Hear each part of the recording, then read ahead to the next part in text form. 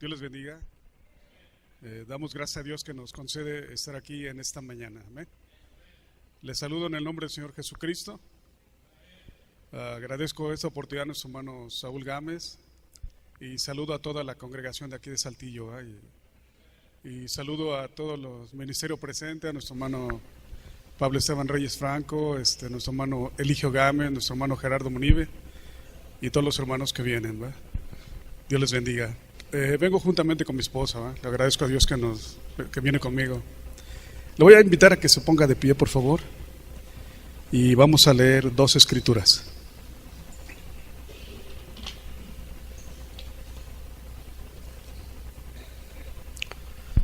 La primera, vamos a leer la escritura que se ha estado leyendo, la de Romanos capítulo 3, por favor.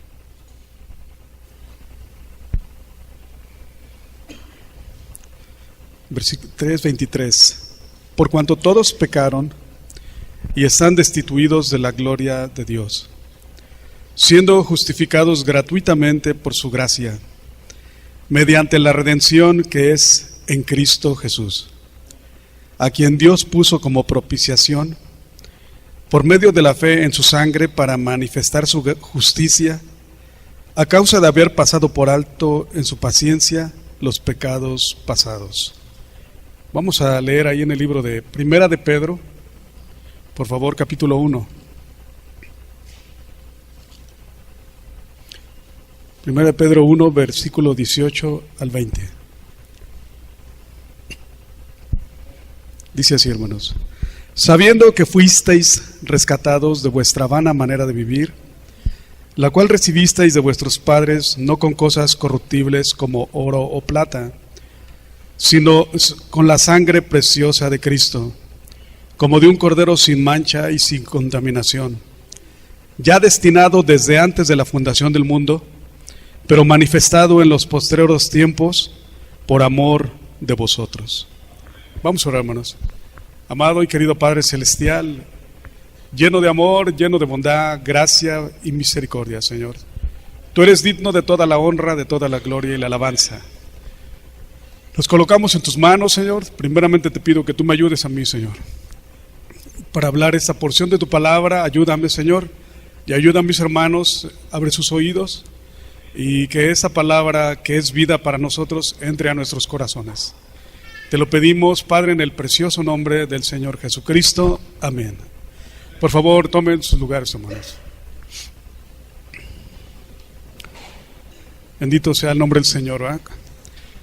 Cuando leemos esta escritura de que dice que el Cordero fue destinado desde antes y manifestado en los postreros tiempos por amor a vosotros, ¿verdad? Cuando nosotros vemos el Antiguo Testamento y miramos luego el Nuevo Testamento, por medio del Antiguo Testamento conocimos la ley, ¿verdad? Conocimos al Dios de justicia. Y pareciera que cuando viene el Nuevo Testamento como que hubiéramos conocido a un Dios diferente, ¿verdad? Como decía el profeta de Dios, yo antes creía que Dios me aborrecía y que Jesucristo me amaba. Pero un día me vine a dar cuenta que Jesucristo es el mero corazón de Dios. Porque en realidad es el amor de Dios para nosotros. Porque por eso dice la Escritura, ¿va? Dice, porque de tal manera amó Dios al mundo, que ha dado a su Hijo unigénito para que todo aquel que en Él cree no se pierda, mas tenga vida eterna.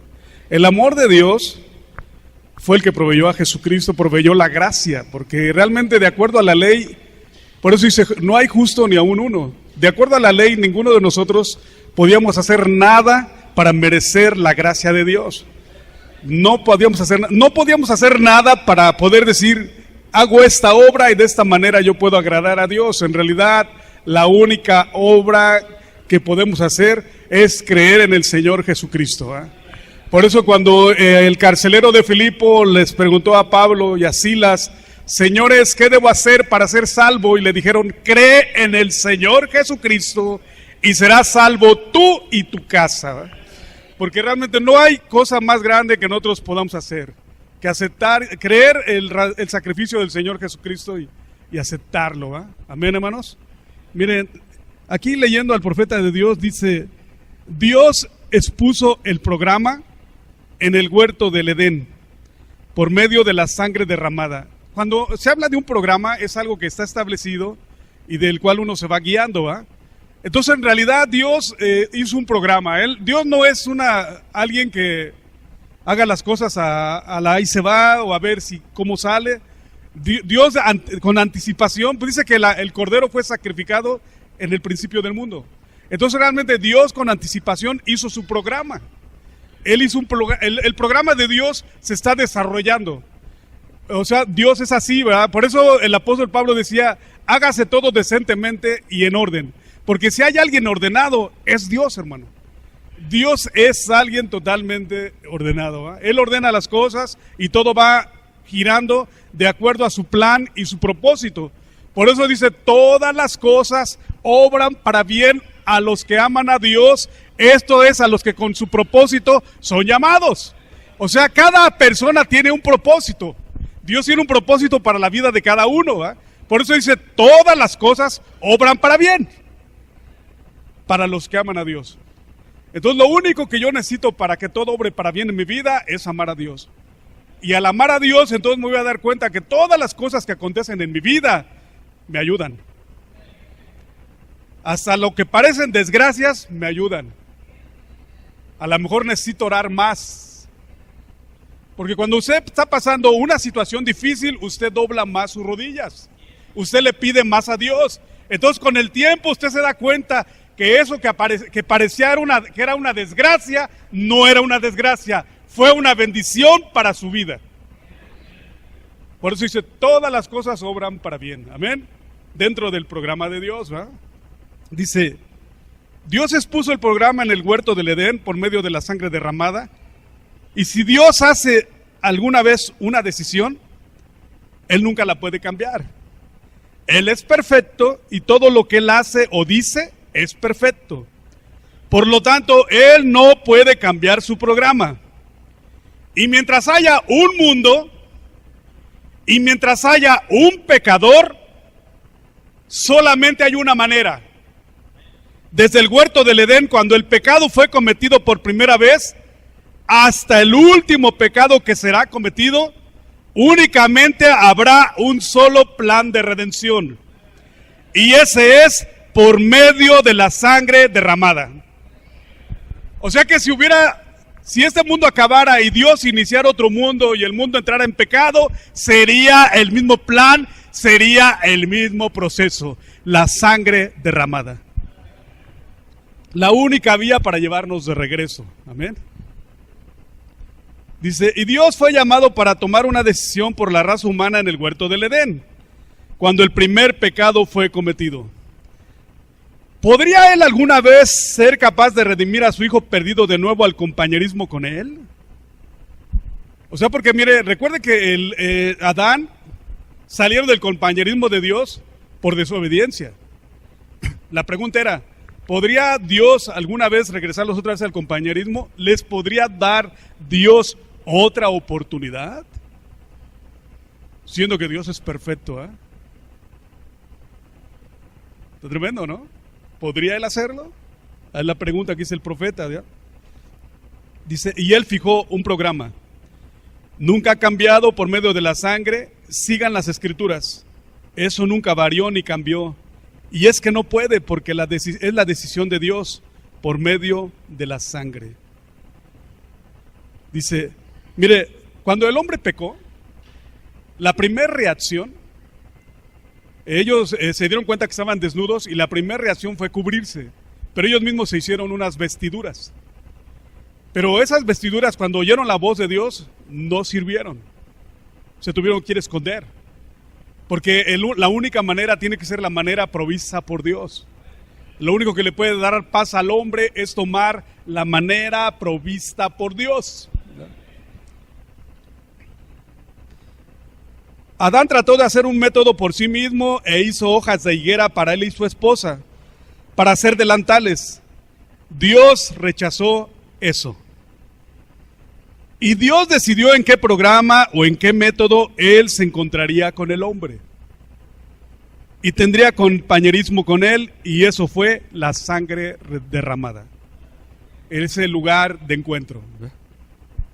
Dice, hay únicamente un camino a Cristo, y ese es por medio de la sangre. Ese es el programa de Dios para empezar. Y Él no puede cambiar, porque el primer derramamiento de sangre fue en el huerto del Edén.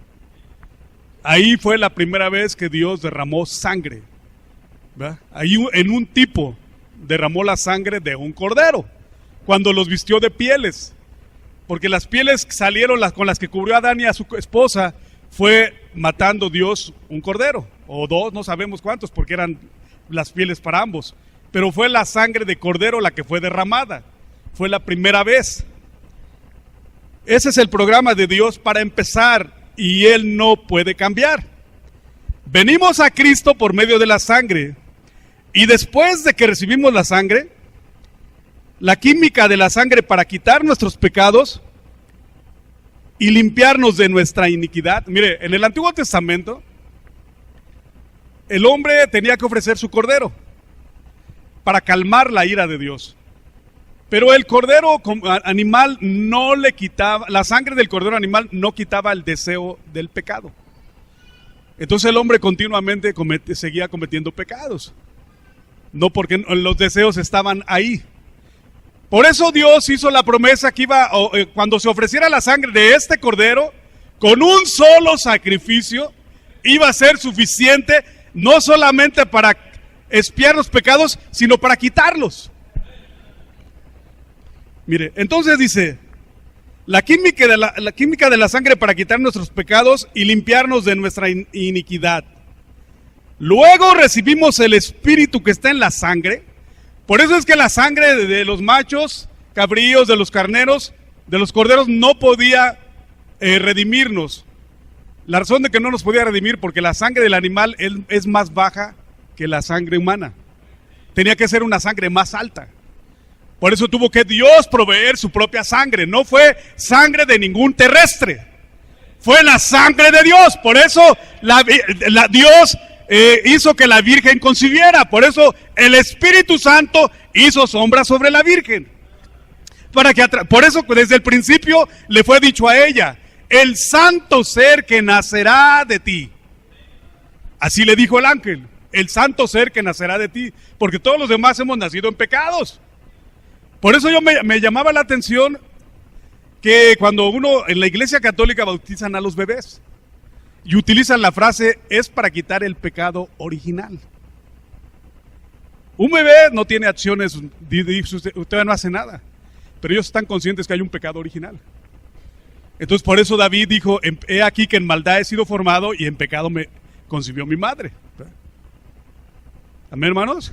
Mire, dice,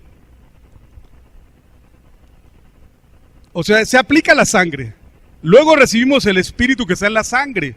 O sea, porque el plan de Dios es no solamente, que la sangre, porque la sangre nos iba a llevar, nos iba a rescatar, nos iba a redimir, nos iba a llevar de regreso, para recuperar todo lo que se perdió. Por eso mire lo que acontece. Luego recibimos el Espíritu que está en la sangre, lo cual es el Espíritu Santo, que regresa sobre nosotros y nos hace hijos e hijas de Dios. Porque una de las cosas que se perdió en el principio fue el derecho de ser hijos de Dios. Otra cosa que se perdió fue la tierra.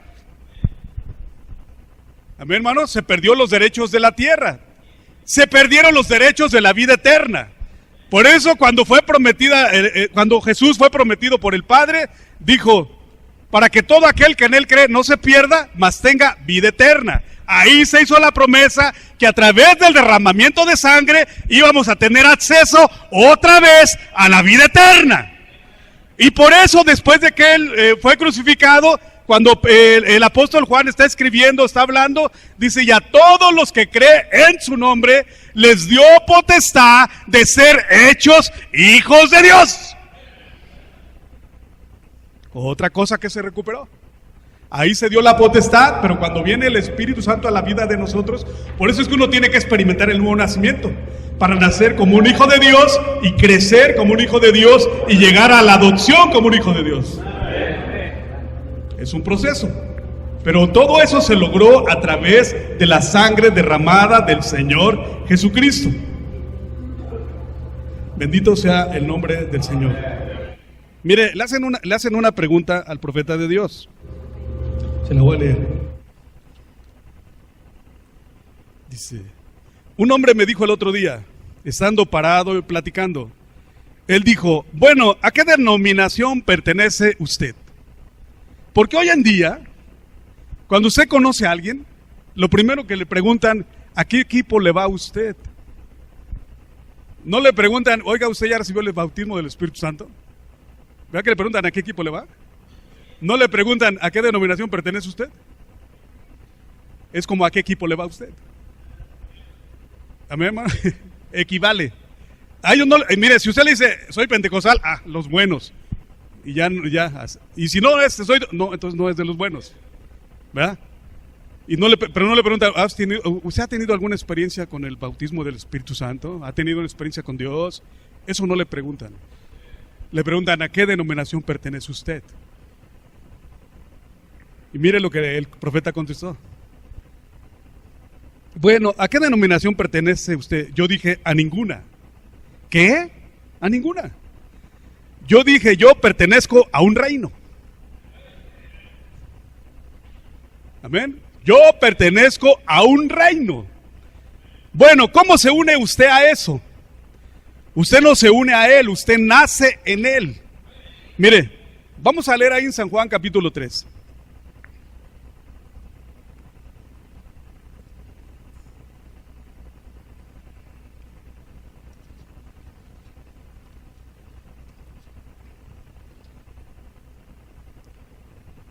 Vamos a leer del versículo 1 en adelante.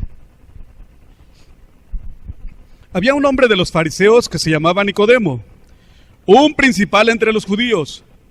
Este vino a Jesús de noche y le dijo, Rabí, sabemos que has venido de Dios como maestro, porque nadie puede hacer estas señales que tú haces si no está Dios con él. Respondió Jesús y le dijo, de cierto te digo, que el que no naciere de nuevo no puede ver el reino de Dios. Él le habló de un reino, no le habló de una iglesia, le habló de un reino. Por eso cuando el profeta le preguntaron a qué denominación pertenece, a ninguna dijo, yo pertenezco a un reino. Claro que él iba a una iglesia, como usted y yo estamos en una iglesia. Pero ahí mismo dentro de la iglesia hay un reino. Y hay un rey. Sigue, mire, dice, el que no naciere de nuevo no puede ver el reino de Dios. ¿Verdad? Dice el profeta, ver es entender. No puede ver el reino de Dios. Entonces Nicodemo le hace la pregunta, ¿cómo puede un hombre nacer siendo viejo? ¿Puede acaso entrar por segunda vez en el vientre de su madre y nacer? Respondió Jesús, de cierto te digo, que el que no naciere de agua y del Espíritu no puede entrar en el reino de Dios. Entonces primero le dijo, no puede ver, entender y no puede entrar en el reino de Dios. Entonces cuando Jesús vino, lo que Jesús vino a hacer es a introducir un reino. Eso fue lo que hizo el Señor Jesucristo. Vamos a leer una escritura. Ahí en el libro de Marcos 14. Marcos 1:14.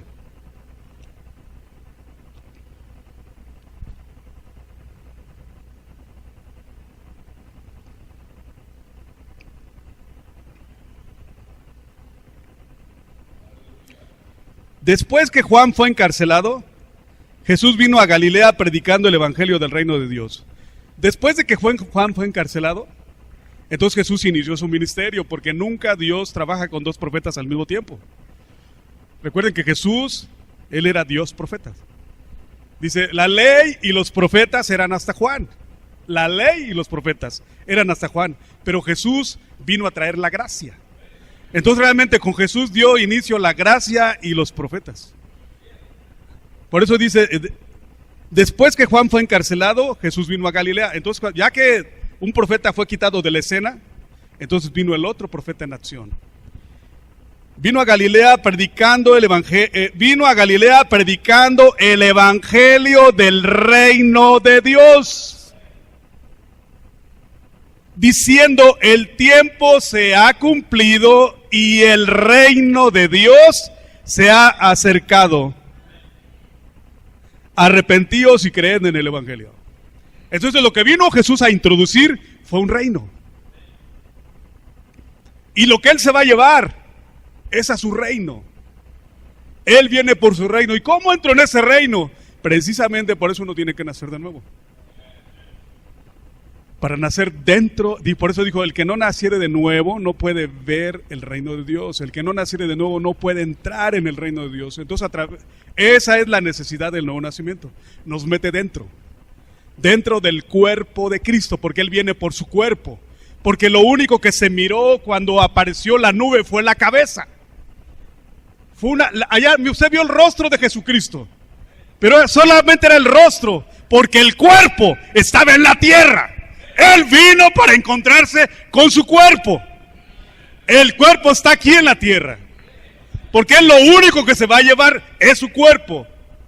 Él no va a decir: a ver, que pase toda la iglesia pentecostal, que pase toda la iglesia bautista, la iglesia... No, Él viene por su cuerpo. Bendito sea el Señor, ¿va? Mire, dice, porque le hacen una pregunta al Señor Jesús, dice: ¿y cuándo va a venir el reino de Dios? No, dijo, pero ¿sabe por qué? La pregunta era algo así: ¿cuándo va a venir el reino de Dios? O sea, con todos sus ejércitos para sacar a los romanos afuera y dar libertad a Israel. Esa era la pregunta de ellos. Y Jesús les contestó: el reino de Dios está entre vosotros. Ya está aquí, dijo. Ahí estaba el rey. Por eso cuando le dijo a Pilato, porque le dijo: mi reino no es de este mundo. Si mi reino fuera de este mundo, los míos pelearían por mí. De modo que tú eres rey. Tú lo has dicho. Por eso cuando Jesús fue crucificado, fue entregado a la voluntad del pueblo. Entonces ya que Pilato dio las órdenes y todo, lo crucificaron y mandó poner una placa. Dijo: póngale esa placa. Y la placa decía: el rey de los judíos. No, pues se ofendieron los judíos y dijeron: no, ponle el que se dice ser rey de los judíos. No, dijo: lo que he hecho, dijo, hecho está, dijo. Porque era un rey. El reino de Dios ya estaba en la tierra. Por eso dijo: arrepentíos y creed en el evangelio, el reino de Dios se ha acercado, ya está aquí. Entonces dice: el reino de Dios está entre vosotros. Dice la Biblia, Jesús, el reino. Nosotros no somos una denominación. Nosotros pertenecemos a un reino. Y el reino es la palabra de Dios hecha espíritu y vida en nuestra propia vida, trayendo a suceder toda promesa en este día, como lo hizo en aquel día cuando la palabra y Dios fueron uno. Por eso es importante que usted y yo tengamos una relación por medio de la palabra, porque aparte la palabra es una simiente, es una semilla. Lo que nos produce el nuevo nacimiento es la palabra. Porque hay una ley en la cosecha. Lo que se siembra, se ciega. Por eso dijo el Señor: no os engañéis, Dios no puede ser burlado. Lo que el hombre sembrare, eso cosechará. Entonces lo que se ha sembrado en mi corazón es lo que va a cosecharse. Por eso es la importancia de recibir la palabra. Entonces cuando la palabra llega, el reino de Dios está entre nosotros. Bendito sea el nombre del Señor. Mire, dice: a medida que viajo por todo el mundo, me doy cuenta que cada nación tiene su propio espíritu. Y todas las naciones están controladas por el diablo. Todos los gobiernos están regidos por el diablo. La Biblia así lo dice. Ellos pelean, ellos hacen guerras, y lo harán hasta que Jesús venga. Y entonces Él establecerá un reino en el que no habrá guerras. Pero Satanás dijo allá en la presencia de Jesucristo, ¿se acuerdan cuándo lo dijo? Cuando cuando Él fue tentado. Mira, vamos a leerlo para que lo vea. Mateo capítulo 4, voy a leerlo rápidamente. Ya me lo termino yo. Mateo 4:8. Otra vez le llevó el diablo a un monte muy alto y le mostró todos los reinos del mundo y la gloria de ellos. Y le dijo, todo esto te daré si postrado me adorares. Satanás le mostró a Jesús todos los reinos del mundo y le dijo, todo esto te daré si postrado me adorares. Dijo, son míos, yo tengo el control. Te los doy, con la condición de que me adores. Por eso dice Satanás allí en la presencia de Jesucristo, que todos los reinos del mundo eran de Él, y Él haría con ellos lo que Él quisiera hacer. Y todos ellos son instrumentos de Satanás, los reinos de Satanás. Satanás le dijo a Jesús, yo te los daré si postrado me adorares. Jesús sabía que Él sería heredero de ellos en el milenio. Así que Él dijo, vete Satanás. Él sabía que Dios le daría a Él todos los reinos y que serían de Él. Amén. Mire, entonces vivimos en un mundo que no es controlado por Dios. Porque si Dios controlara el mundo fuera diferente, Dios es amor. Entonces habría amor en todas partes, no habría guerras. O sea, porque mire, Jesús pagó el precio por todo, pero todavía no ha habido el reclamo. Todavía no es el tiempo del reclamo, pero por eso Dios envió su mensaje en ese tiempo, porque ha llegado el tiempo del reclamo. Mire, dice, entonces como Él fue a la cruz del Calvario y todo, y pareciera, dice, como que, mire, le voy a decir lo que dice el profeta, dice, muchos creen que Él fue derrotado en su obra. Dice, muchos creen, o sea, como que fue en vano la muerte de Jesús porque todo está peor que antes. Pareciera que es en vano. Dice, muchos creen que Él fue derrotado en su obra. Él aún es el Rey. Él es el Rey ahora. Él es el Rey de los santos. No es ahorita el Rey del mundo, pero es el Rey de los santos. Por eso luego cantamos, Jesús es mi Rey, mi todo. Porque Él es el Rey mío. Es el Rey de usted, Él es el Rey de los santos. Apocalipsis lo dice así, tú, Rey de los santos, Él tiene un reino. ¿No está usted contento de pertenecer a ese reino? Esta noche el dominio del ungido. No solo eso, sino que Él nos hizo reyes y sacerdotes para Dios, ungidos para Dios. Por eso cuando viene el nuevo nacimiento, en nosotros se empieza a desplegar el sacerdote. Los sacerdotes son para ofrecer sacrificios por los débiles. Pero el sacerdote también ofrecía sacrificios por él, porque él también estaba rodeado de debilidad. Entonces, nosotros somos sacerdotes, pero por eso el nuevo nacimiento hace que se desplieguen todos esos atributos. Y entonces cuando usted se puede compadecer y... Póngase de pie, hermano. Nos llevaríamos mucho tiempo. Gloria a Dios. Bendito sea el Señor. Vamos a darle gracias a Dios, hermano. Vamos a orar. Amado y querido Padre Celestial, tú eres digno de toda honra y de toda gloria, de toda alabanza, Señor. Gracias por meternos y colocarnos dentro de tu reino, Señor. Sabemos que vivimos en un reino que está en medio de todos los reinos. Por eso dijo tu profeta, yo los envío como corderos en medio de lobos. Sabemos que nuestro reino es celestial. Nosotros estamos en el mundo, pero no somos del mundo. Por eso nosotros somos diferentes. Por eso el mundo llega a aborrecernos y no quiere saber nada de nosotros, porque somos diferentes. No porque quieramos ser diferentes. Tú nos has hecho diferentes. Tú hiciste a Israel un pueblo separado y nos vas haciendo a nosotros un pueblo separado. Amamos a toda la gente, pero somos diferentes. Y ayúdanos así cada día a ser más diferentes, sabiendo que tu palabra es la que separa.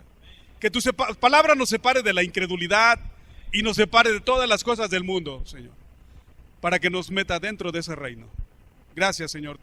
Toma control de todo lo que sigue, te lo pedimos en el precioso y amoroso nombre del Señor Jesucristo. Amén. Dios les bendiga, hermanos.